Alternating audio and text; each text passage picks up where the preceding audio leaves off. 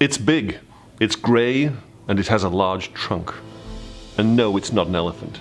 It's the largest BMW that has ever been built. Welcome to new Country BMW and the all-new BMW X7. Before you even get close to this vehicle, just looking at it, it has incredible presence. A bit like an elephant. The large kidney grills, the stance, the air ducts sculpted in beautifully. It's a really impressive car to look at. But does it mean it's not going to drive like a BMW? We will find out.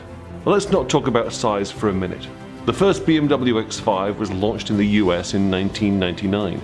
Known as the E53, it was incredibly successful. 2 years after its launch, the US market was consuming half the capacity of its then new factory in Spartanburg, South Carolina. The current X3 is now about the same size as that first X5. The current X5 has grown 4 times through 4 iterations since its origination, and now the Go5 is a substantial SAV. The BMW X7, however, is about 10 inches longer than the new X5. The third row seating is quite simply the best in the market. Opulent, and can seat a pair of 6-foot-plus adults very comfortably. And with the third row folded down, you could carry, well, at least a baby elephant. The BMW X7 has been talked about in the motoring press for about 5 years.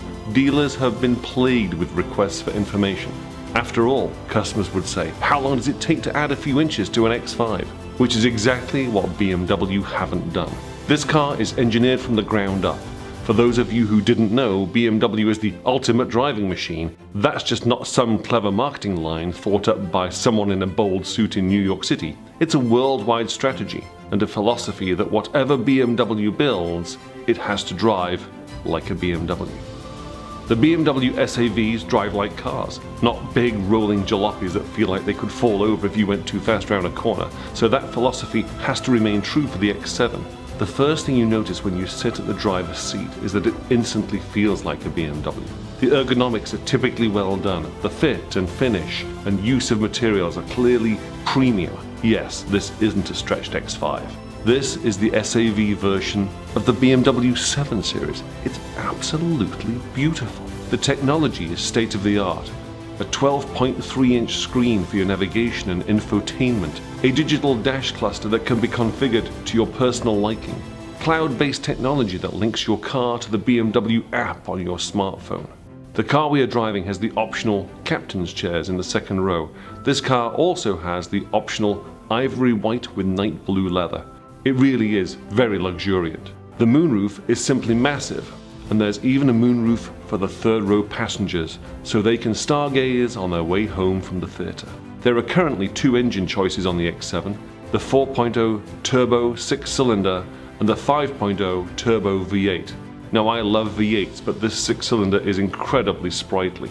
It feels just like the X5 in terms of agility, and it sprints through the gears quickly and smoothly. And honestly makes me question whether the V8 is necessary at all. It's quiet like a 7 Series too.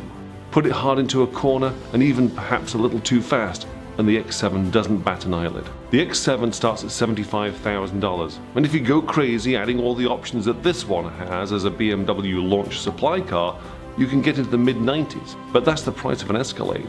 To me, there's no comparison.